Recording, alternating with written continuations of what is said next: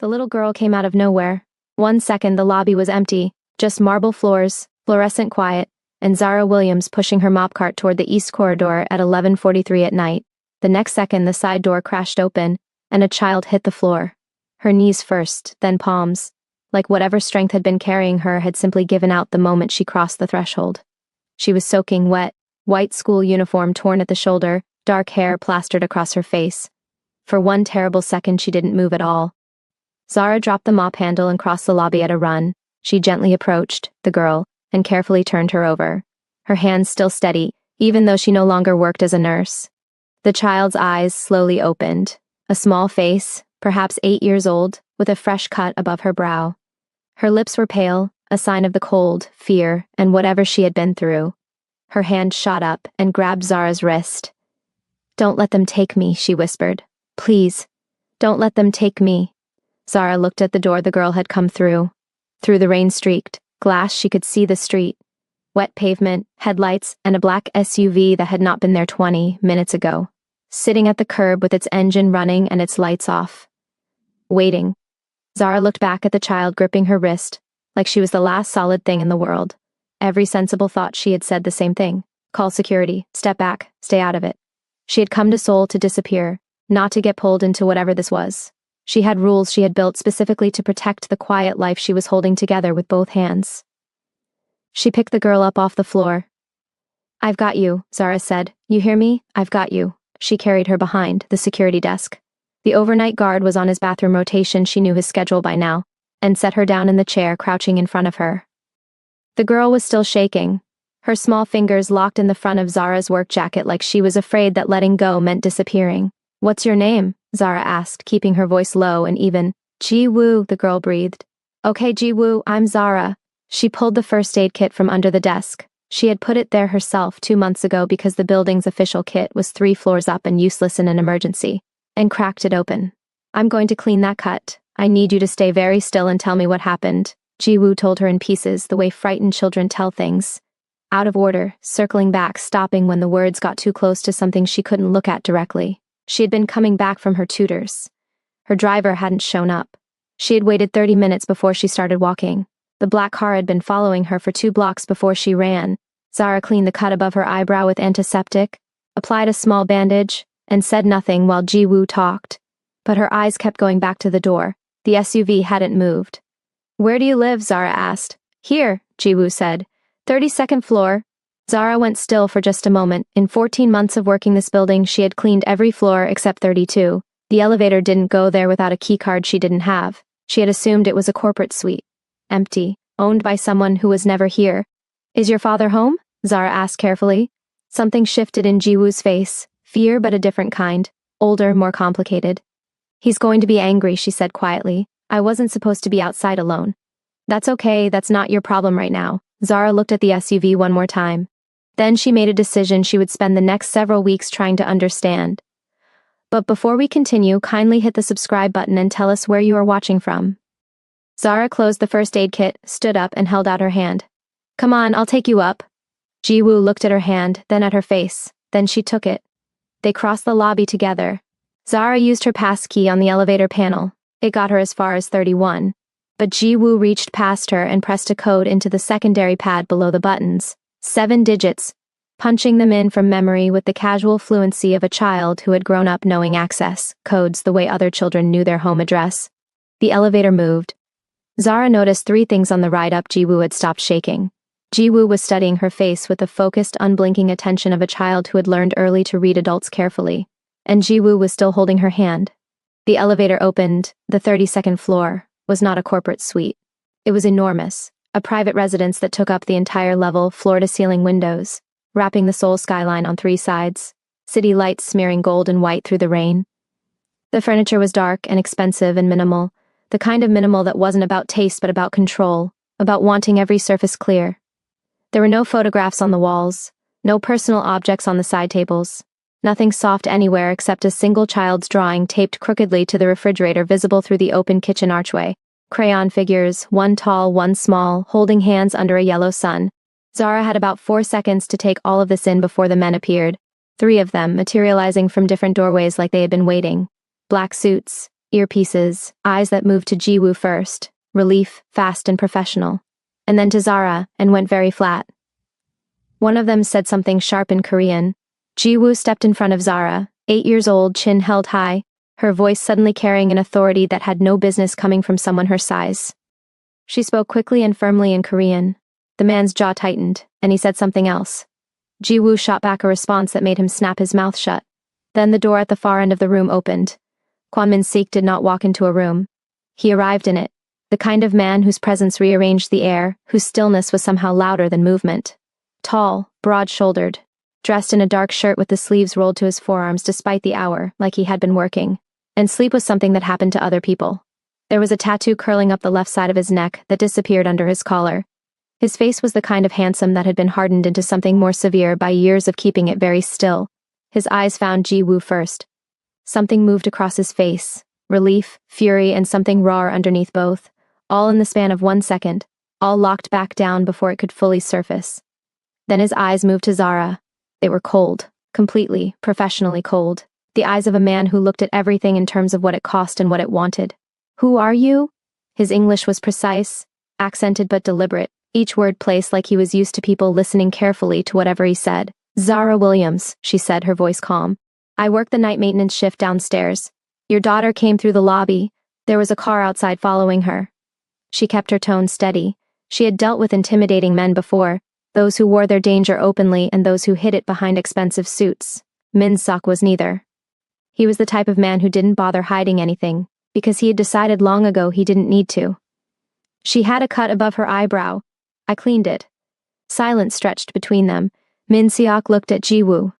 Jiwoo looked back at him with an expression that was equal parts guilt and defiance. The universal face of a child who knows they did something wrong but is not fully sorry. He crossed the room, crouched in front of her, and checked the bandage above her eyebrow with 2 careful fingers. His voice when he spoke to her in Korean was quiet and controlled, but Zara didn't need to understand the words. She could hear what was underneath them, the particular restraint of a parent who is very frightened and is turning it into something else because frightened is not something they know how to be. Jiwoo answered him, pointed at Zara, and said something that made one of the suited men near the door shift his weight. Min-sik stood, looked at Zara again. He reached into his shirt pocket and produced a card, matte black, no name, just a number, and held it out. "I'll have my assistant contact your employer. You'll be compensated for—" "I don't want money," Zara said. The room went very quiet. Min-sik looked at her with the expression of a man who had not heard that sentence in a long time. Maybe ever. "She was scared and she was bleeding and there was a car following her," Zara said. "I did what any person would do, keep your card." She turned toward the elevator. "Zara, see." Jiwoo's voice, small, sudden and urgent. Zara stopped and looked back. Jiwoo had crossed the room without anyone noticing and was standing right behind her. Her hand found Zara's again, both of hers wrapping around it the way they had in the lobby, that same desperate grip. Her voice dropped to barely a whisper. "Can you stay? Just for a little while, please." She looked up at Zara with eyes that were both exhausted and too young, carrying something far too heavy for someone her age. "You're the first person who didn't look scared when they picked me up." The room was silent. Zara looked at the little girl's face. Then, slowly, she looked up at Min-sik. He was watching her with an expression she couldn't fully read, guarded and assessing, and, underneath it all, something that looked almost like he was waiting to see what she would do, like he already knew what most people did and was waiting to be proven right again. Zara looked back at Jiwoo. "Okay," she said quietly. "A little while." Min-sik said nothing. But he didn't tell her to leave, and that, Zara would later understand, was how it started. A little while turned into morning. Zara hadn't planned it this way. She had meant what she said. An hour, maybe less, just until Jiwoo settled, until the grip on her hand loosened and the child's eyes stopped darting to the door, as if expecting something to come through it. That was all. Then she would take the elevator down, clock out 3 hours late and go home, leaving the 32nd floor behind as if it had never been part of her life. But Jiwoo didn't let go. She led Zara to the kitchen with the quiet authority of a child who had decided something and wasn't discussing it, climbed onto a bar stool and looked at her expectantly. "Are you hungry? Mrs. O leaves food in the refrigerator, but I'm not allowed to use the microwave alone." "Who's Mrs. O?" Zara asked. "The housekeeper. She goes home at 8. Jiwoo paused. "Appa doesn't like people sleeping here." Zara glanced toward the hallway where Min-sik had disappeared with 2 of his men 10 minutes ago, voices low. The conversation clearly not finished. She could still feel the weight of his eyes from across the room. that flat, measuring look that didn't give anything away and took everything in. "What does your father do?" Zara asked carefully, opening the refrigerator. Ji-woo was quiet for exactly 1 second too long. "Business," she said. Zara looked at the refrigerator. It was stocked with the kind of precision that suggested someone other than the people who lived here made the decisions about it.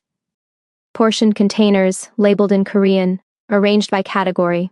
She found rice, leftover galbi, some spinach banchan. She pulled them out without asking permission because Ji-woo was looking at her with the specific hunger of a child who had been alone in a big apartment for hours and had eaten nothing since whenever. She heated the food and plated it properly. Not just dumped it, but actually took the time to arrange it neatly because her mother had raised her to believe that how you served food said something about how you saw the person. Ji-woo watched the process with complete fascination, her chin resting in both palms. "Mrs. O just put the container in the microwave," Ji-woo said. Said Zara. "It tastes different when it's on a plate." "Everything does." She set the food in front of Ji-woo and then started quietly washing the utensils she'd used because she was in someone else's kitchen, and that was how her grandmother had raised her. Ji-woo ate with both hands wrapped around the bowl, properly but without the stiff self-consciousness of a child performing manners. She was just hungry, and trying not to show how much. "You were a nurse," Ji-woo said between bites. Zara looked at her. "What makes you say that?" "The way you cleaned my cut. And the way you carried me." She said it simply, like she was reporting an observation, no drama in it. "Nurses carry people differently than other people." Zara turned back to the sink. "I was, a while ago." "What happened?" Ji-woo asked. "Things," Zara said. Ji-woo accepted this the way perceptive children accept incomplete answers from adults, not because they believe it's the whole truth, but because they understand that pushing won't open a door that isn't ready to open. She went back to her food. Zara finished washing up. She was drying her hands when she felt it. The shift in the room, the particular quality of silence that meant someone had entered it. She turned. Min-sok was standing in the kitchen doorway. He had changed his shirt. This one was black, simpler, and the tattoo on his neck was fully visible now, a design that started at his collarbone and curved upward, something between a dragon and a wave, old ink that had settled deep into the skin. He was looking at Ji-woo, who was finishing her food with focused contentment, apparently unconcerned by her father's appearance. Then he looked at the plate, then at the clean utensils on the drying rack, then at Zara. "She said she was hungry," Zara said, before he could ask. He said nothing. He moved to the refrigerator, opened it, stood in front of it for a moment, looking at what remained, and then, so quietly she almost missed it. He took out one of the labeled containers, put it in the microwave, and set the timer. Zara picked up her jacket from the back of the bar stool. "I'll head out," she said. The car that followed, Ji-woo, Min-seok said, without turning from the microwave. "Black Hyundai, did you get the plate?" Zara paused. "Partial, last 3 digits. I can write it down." He turned then, looked at her with that same measuring stillness. "You thought to memorize it." "I thought someone should." Something shifted almost imperceptibly in his expression. Not warmth, it wasn't warm, but the cold recalibrated slightly, like a calculation that had just produced an unexpected result. "Write it down," he said. She found a notepad on the counter, wrote the partial plate, slid it across to him. He looked at it, folded it once, and put it in his pocket. Ji-woo had finished eating. She slid off the bar stool, carrying her plate to the sink with the careful concentration of a child who had been taught this task, and was still proud of remembering. She then turned and looked between the 2 adults in the kitchen, her face wearing an expression of complete innocence that Zara immediately didn't trust. "Appa," she said, "can Zara come back tomorrow?" The kitchen was very quiet. Min-seok looked at his daughter. Ji-woo looked back at him with those wide, patient eyes. It was, Zara realized, a specific kind of standoff. The kind where both participants knew the outcome already and one of them was just waiting for the other to catch up. "She has a job," Min-seok said. "She could come after," Ji-woo said.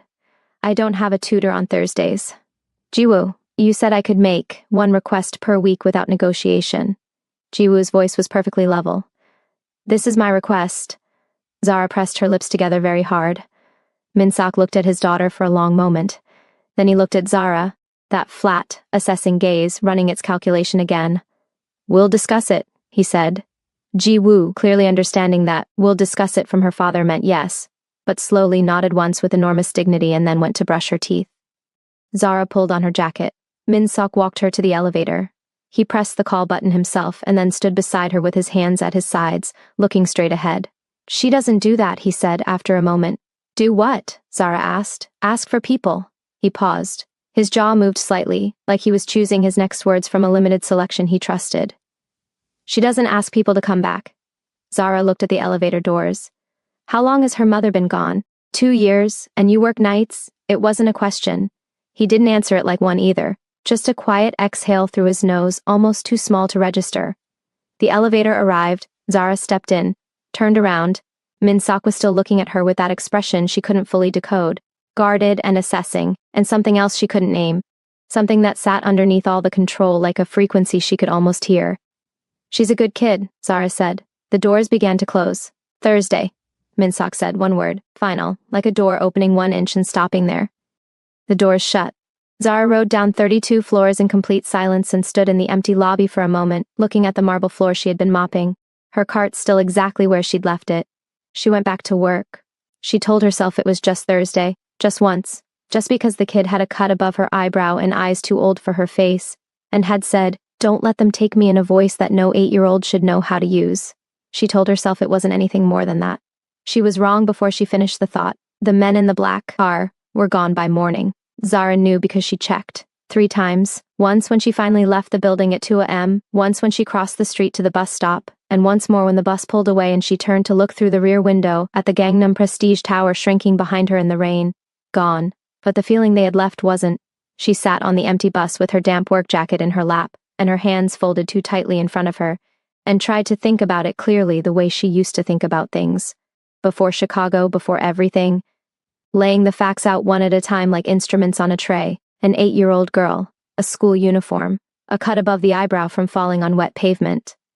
A car that had followed her for 2 blocks without stopping, without approaching, just following, watching, waiting for something. For what? The bus hummed through the wet streets. Seoul at 2 in the morning was a different city. Quieter, stripped down, the neon still running but the crowds gone, just slick pavement and the occasional delivery bike cutting through the dark. Zara pressed her forehead briefly against the cold window. Don't let them take me. Not help me. Not I'm scared. Not call my father. Take me. Like she already knew that was what they were there for. She told herself she wasn't going back. She believed it for exactly 4 days. On the 5th day, her supervisor called her into the small ground floor office that smelled like old coffee, and told her, with an expression that was trying very hard to be neutral, that the building's primary residential account, the 32nd floor, the one that went through a private management company and paid 3 times the standard maintenance fee, had submitted a formal request. Additional cleaning services, twice weekly, mornings only, assigned specifically to her. Zara sat in the chair across from her supervisor and kept her face very still. You can decline, her supervisor said, in the tone of someone who understood perfectly well that she could not decline.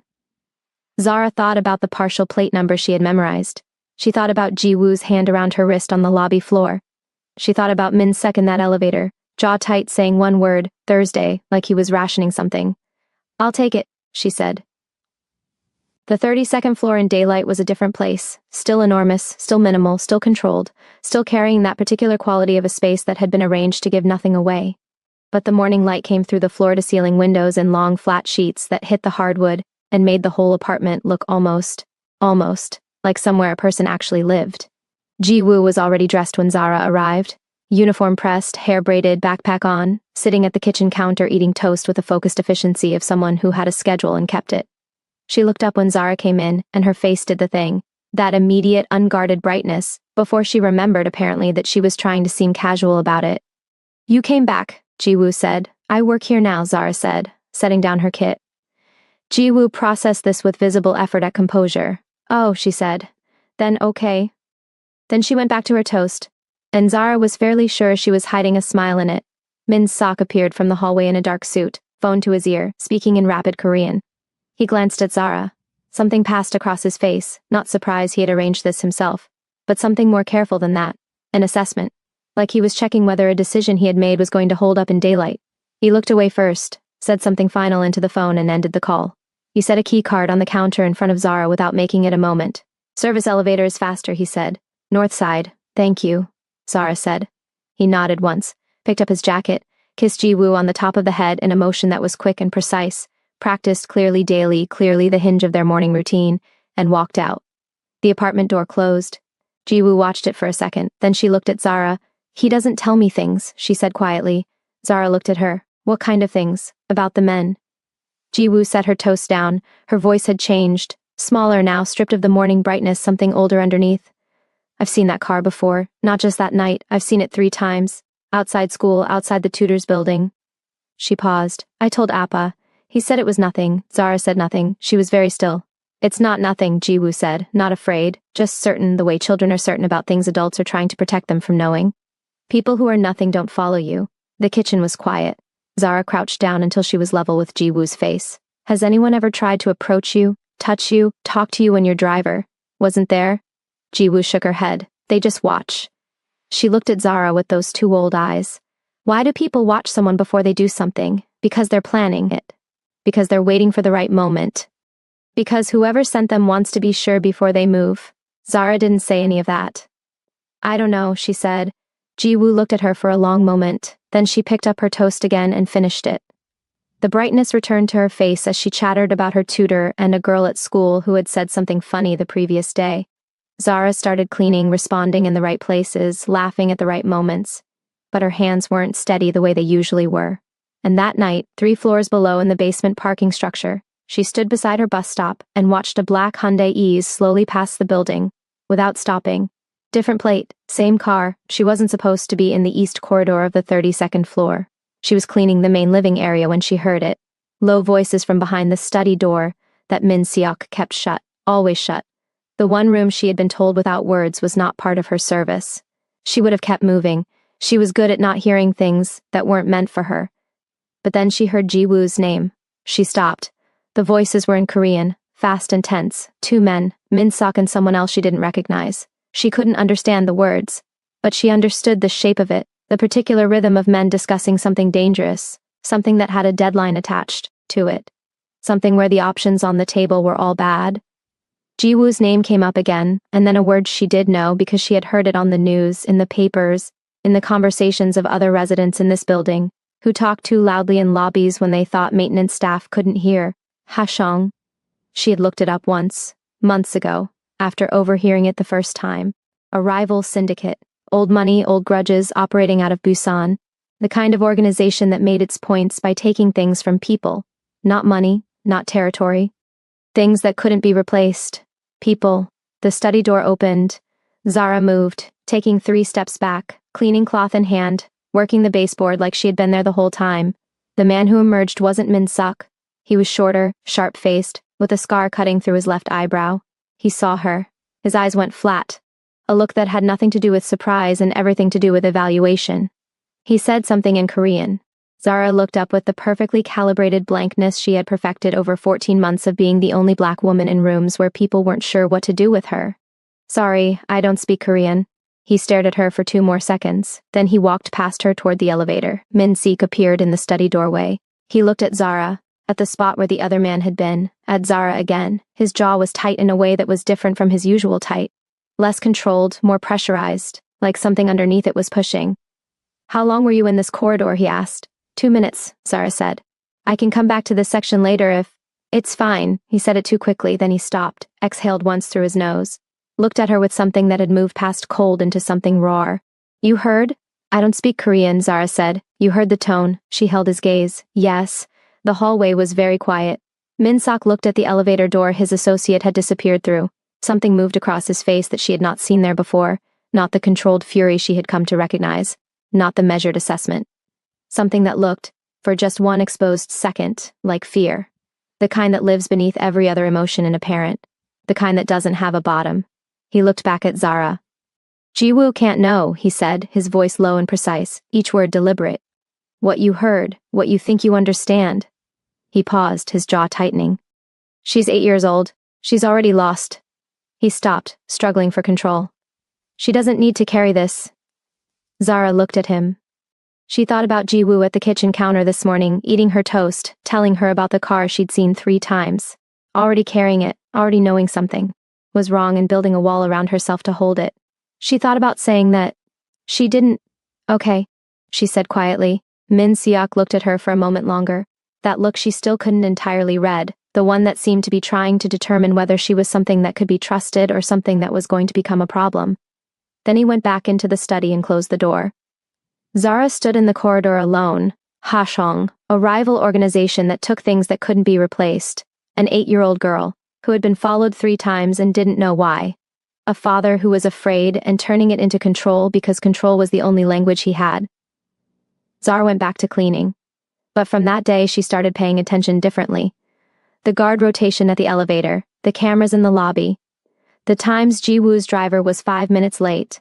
The second black car she had now seen twice, different plates, same slow crawl past the building. She told herself she was just being careful. She told herself this was not her fight. She was still telling herself that when Min-sok appeared in the doorway of the kitchen 3 days later, while she was teaching Ji-woo how to season properly, and Ji-woo looked up and said, completely naturally, completely without thinking, "Appa, come taste this. Zara says you can tell everything about a cook from how they season." And Min-sok looked at his daughter's face, bright and easy in a way it hadn't been in 2 years, and sat down. He tasted it. He said nothing about the food. But he stayed at that table for 40 minutes. And when Ji-woo pulled out her homework and spread it between them, asking Zara questions about fractions, he leaned over once to correct a calculation with the quiet, automatic ease of a father who helped with homework every night. Even though Zara was fairly certain he hadn't been home for homework in weeks, the threat outside the building didn't disappear. But inside that kitchen, for 40 minutes, something else existed. Zara washed the dishes and didn't say a word about it. Neither did he. The threat outside the building didn't disappear. It got closer. Zara noticed it first on a Thursday morning. A different car this time. Not the black Hyundai she had memorized, but a silver Kia parked on the opposite side of the street at an angle that gave it a clean sightline to the building's main entrance. It had been there when she arrived at 7. It was still there when she looked again at 9:30. By 11 it was gone, but the space it had left felt wrong in the way empty spaces feel wrong when something has been watching from them. She didn't say anything to Ji-woo. She texted Min-sok. Silver Kia, partial plate, north side of the street, 2 hours minimum. His reply came in 90 seconds. Seen it. Don't bring Ji-woo to the lobby today. That was all.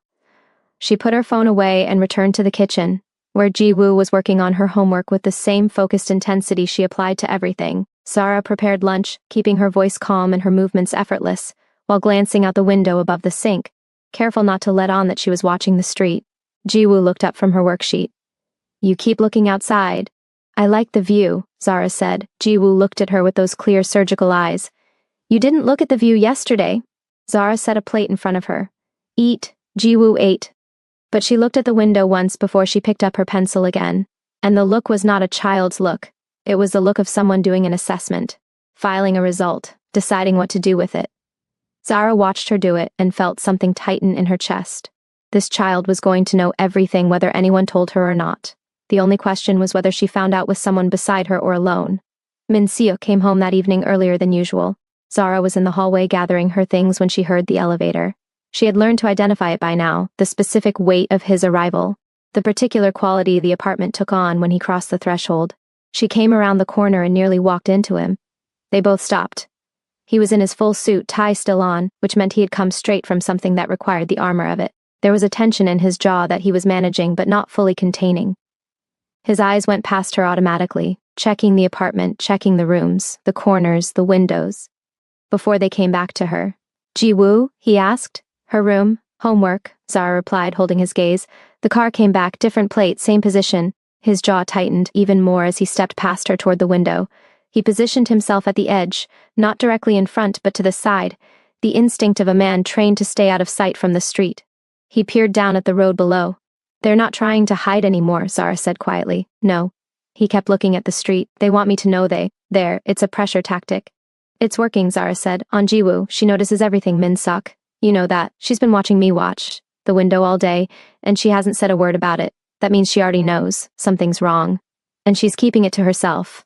He turned from the window, looked at her with an expression that was controlled on the surface and something much more pressurized underneath. What would you have me do? He said. Not a question. Almost a challenge, but not hostile.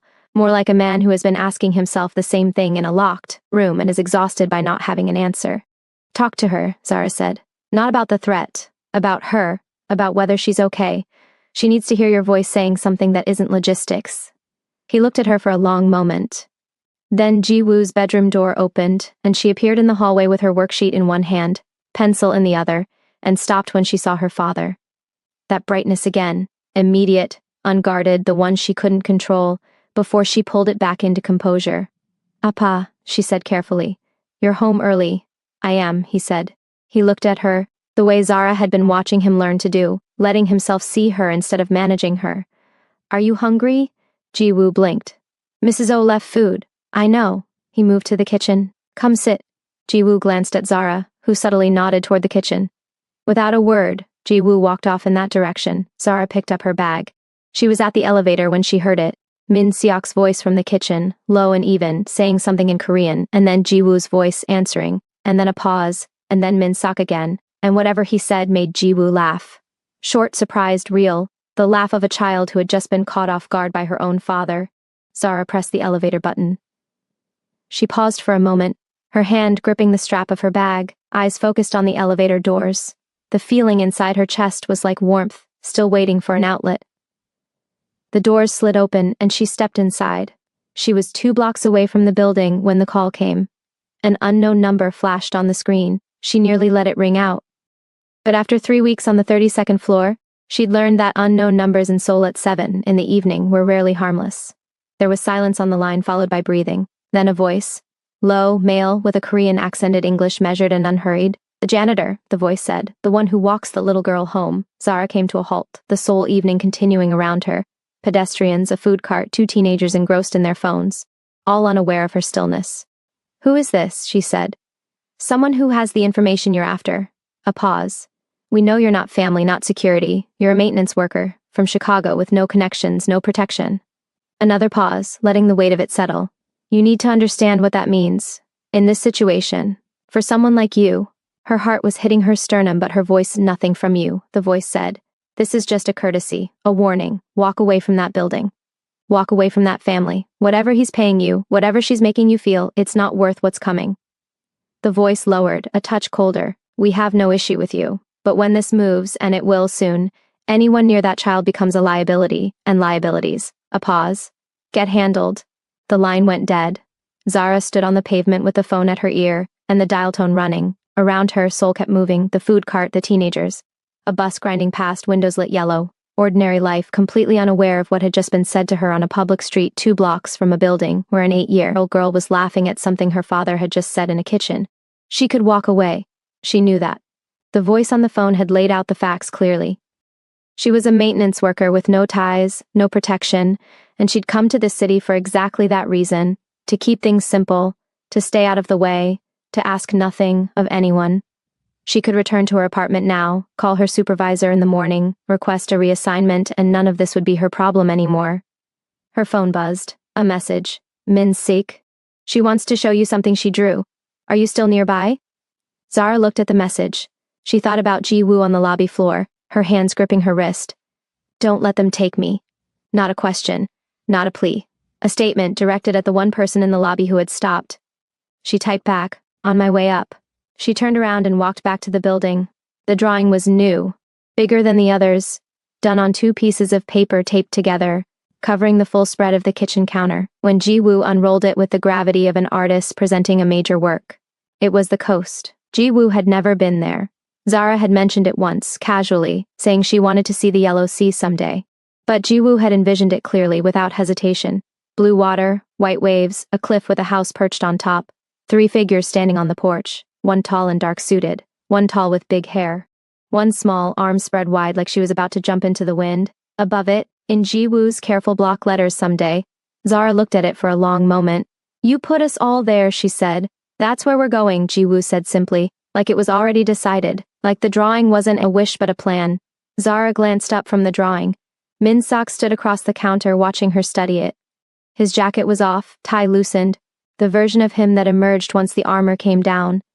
He watched her with that look she still couldn't quite name, the one that went beyond mere assessment, the one that had been growing slowly, and now it was something she could feel even from across the kitchen counter.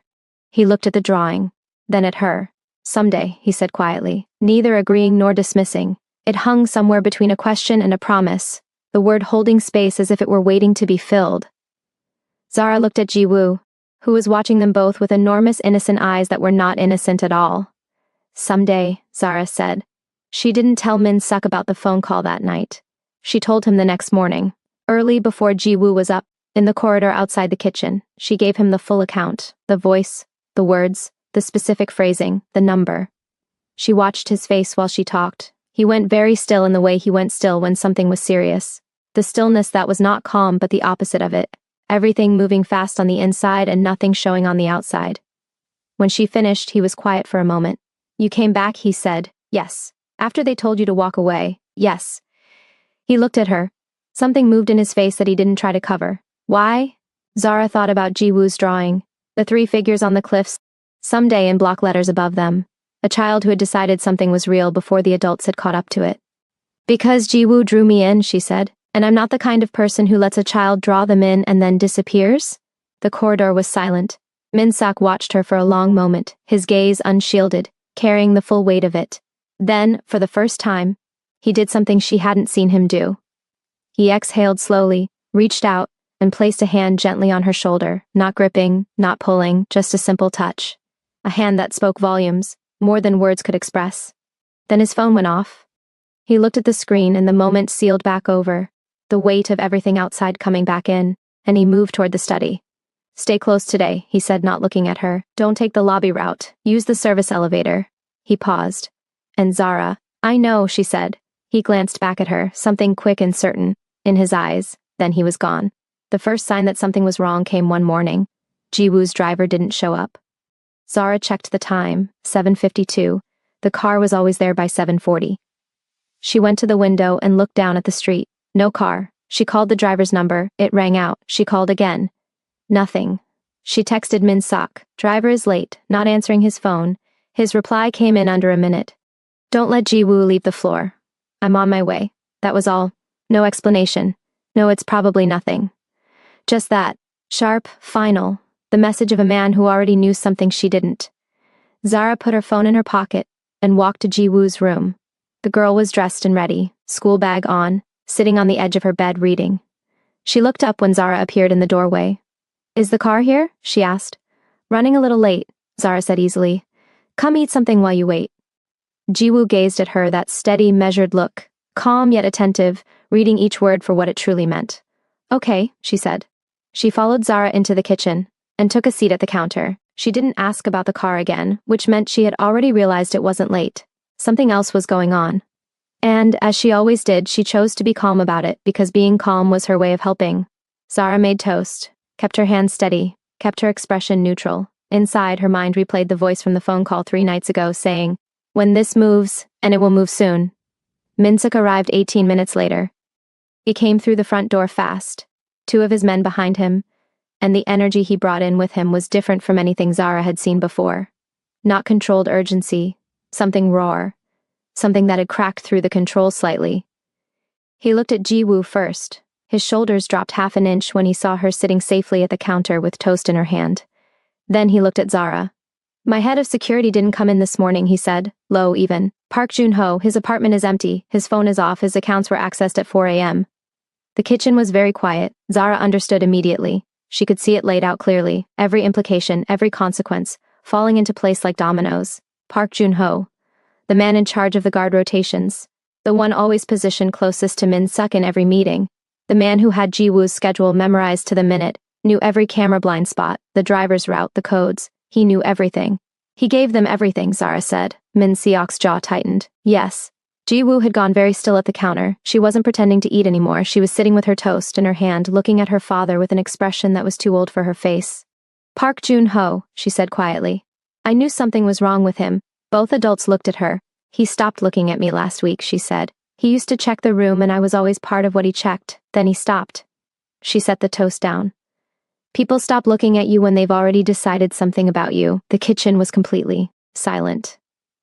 Min-seok looked at his daughter, this 8-year-old girl who had just said out loud what his entire security team had missed, and something crossed his face that he couldn't hide. Something between devastation and awe.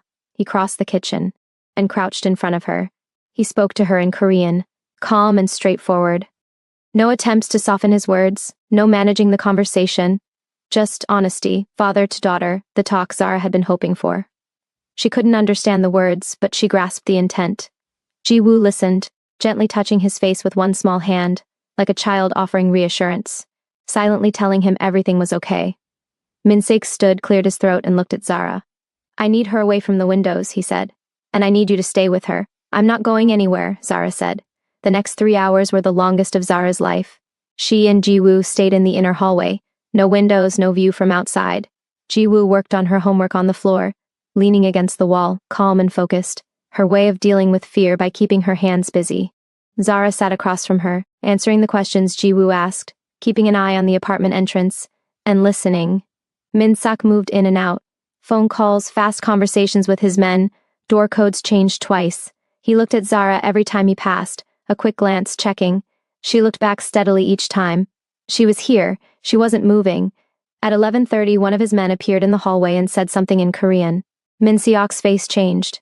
He turned to Zara. There's been an incident, he said carefully. At Jiwoo's old school, the one she attended before. He stopped. His voice dropped.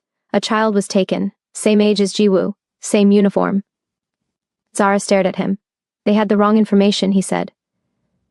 Junho gave them old records. They went to the wrong school. He paused. They took the wrong child. The hallway was absolutely silent. Zara heard Jiwoo's pencil stop moving. An innocent girl. Somewhere in this city right now. Taken because she was the right size and the right age, and she had been standing in the wrong place when men with bad information came looking for someone else. A child who had nothing to do with any of this. No syndicate. No mafia war. No rival organization. Just a little girl going to school on a Tuesday morning. Find her, Zara said. Her voice came out harder than she intended. We're already... Min-seok. She held his eyes. Find her tonight, not tomorrow, tonight. He looked at her for 1 second. Something moved in his face. Not offense, not authority. He heard her.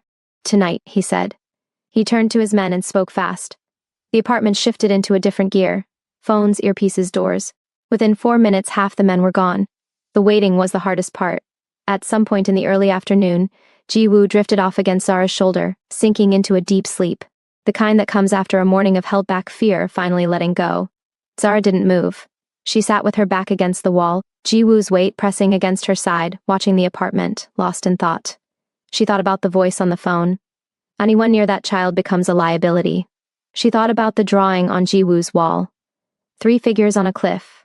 Someday, she thought about the fact that she was sitting on the floor of a Mafia boss's apartment in Seoul with his daughter asleep on her shoulder, and 2 weeks ago she had been mopping a lobby at midnight and thinking about nothing except getting home to her leftover rice.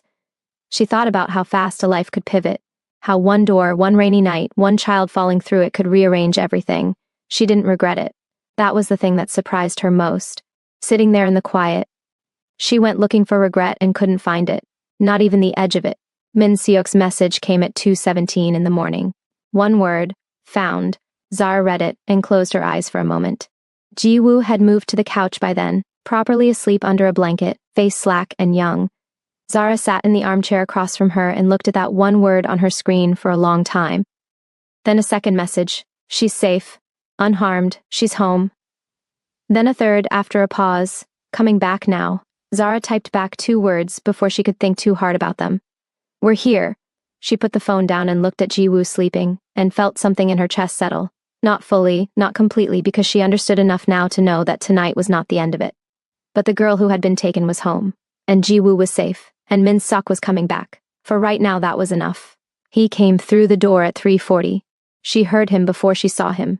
The elevator, the door, the shift in the air. He appeared in the living room doorway and stood there for a moment taking in the scene.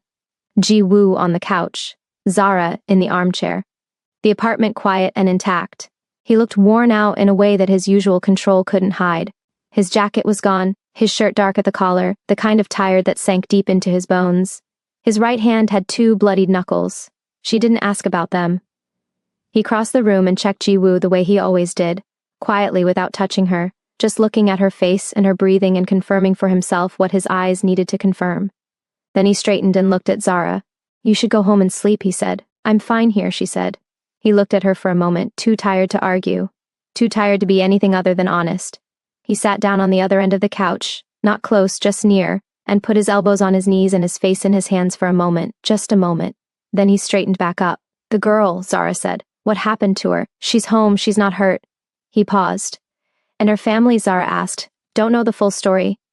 They were told it was a misunderstanding. He looked at his hands. It wasn't. I know. He looked at her sideways.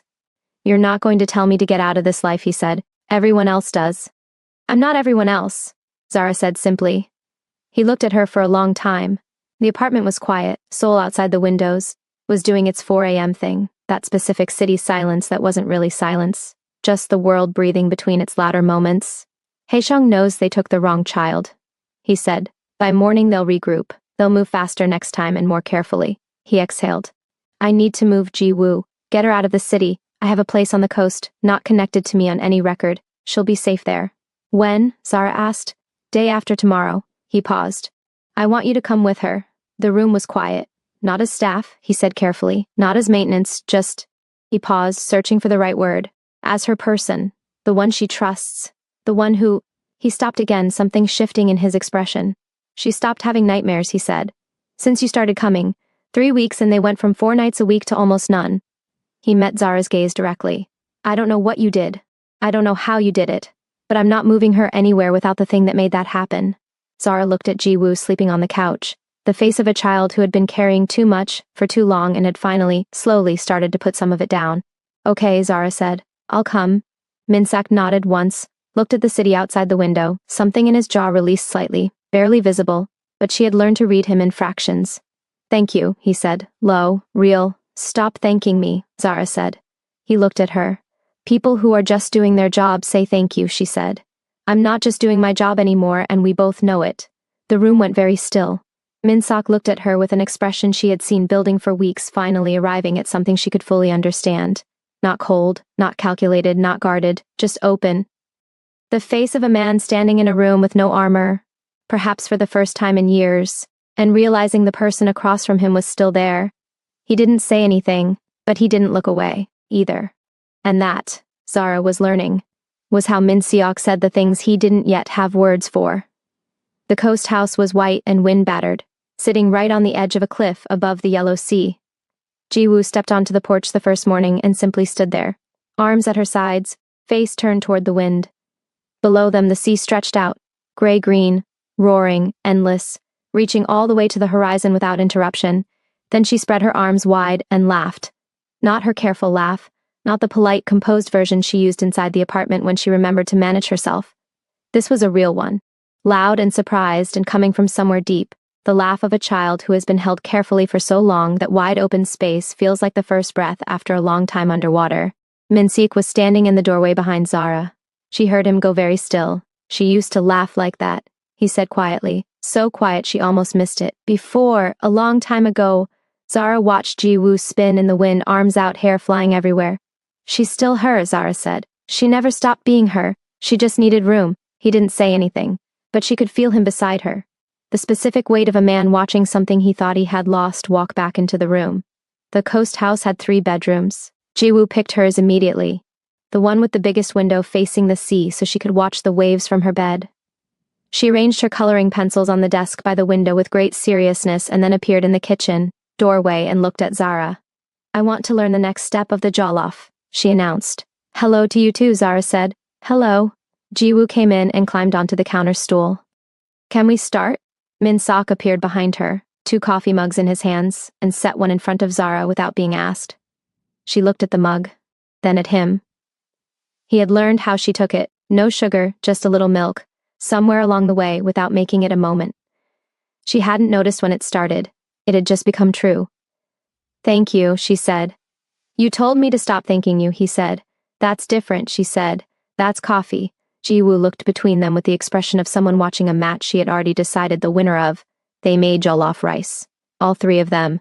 Ji-woo on the stool, Zara at the stove, Min Seok leaning against the counter with his coffee and his sleeves rolled up, being handed tasks with increasing confidence by his 8-year-old daughter. Stir this, taste that. No appa, more to the left. He did everything she told him, without argument, without his usual authority. Zara kept her back to them for most of it so neither of them could see her face. 3 days into the coast house, the nightmares came back. Not Ji-woo's, Min Seok's. Zara didn't know about them at first. She heard him on the 2nd night. A sound from down the hall at 2 in the morning, movement, a door. She lay in her room, listening as he walked to the kitchen.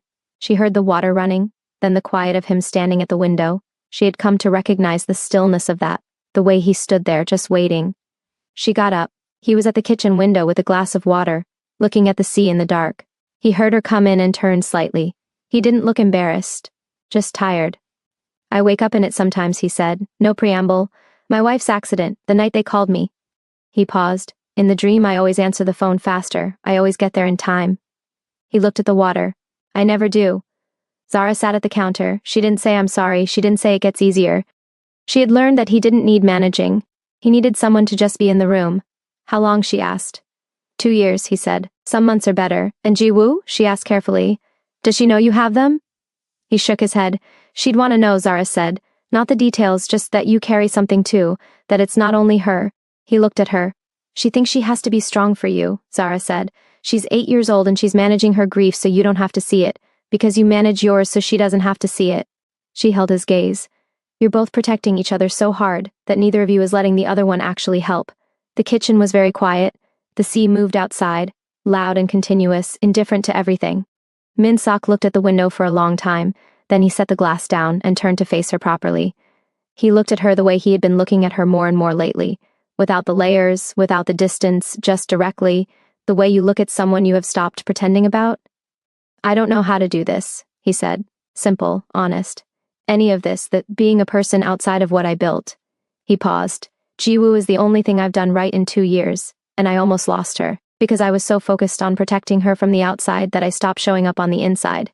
You're showing up now, Zara said. Because of you, she looked at him. No, because you chose to, I just gave you somewhere. To put it down for a minute.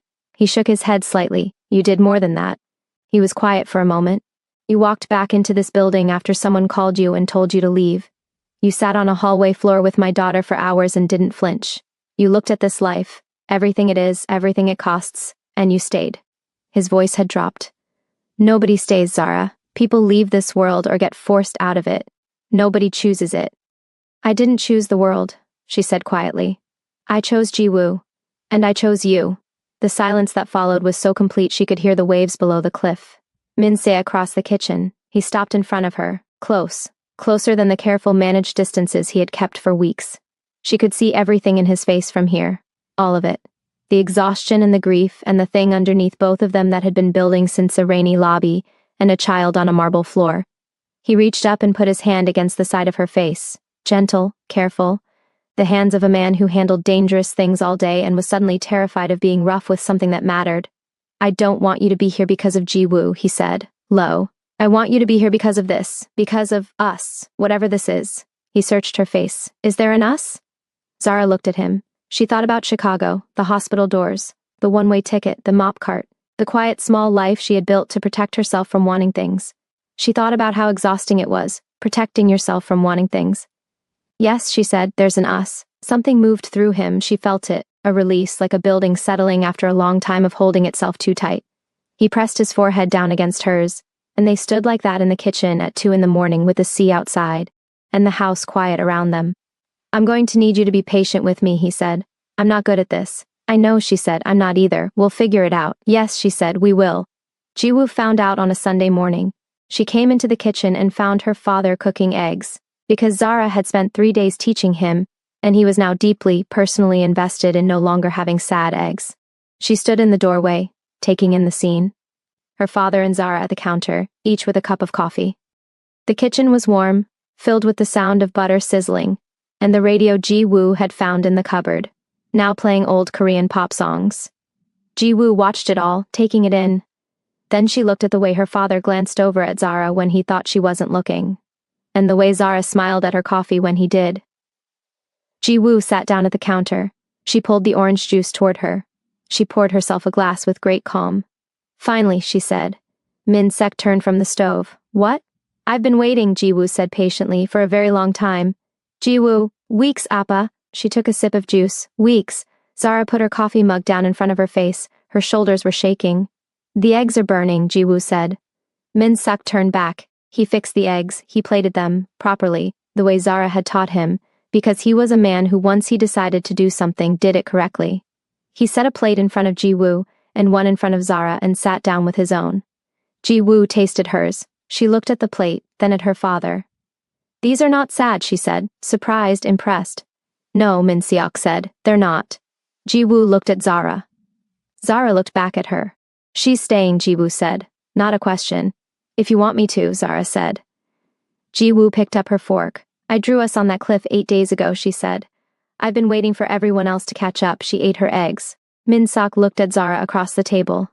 Zara looked back. The morning light streamed through the coast house windows, white and fresh, spilling across the table with the plates, orange juice and Ji-woo eating, her hands wrapped around her fork the way she always did when she was content.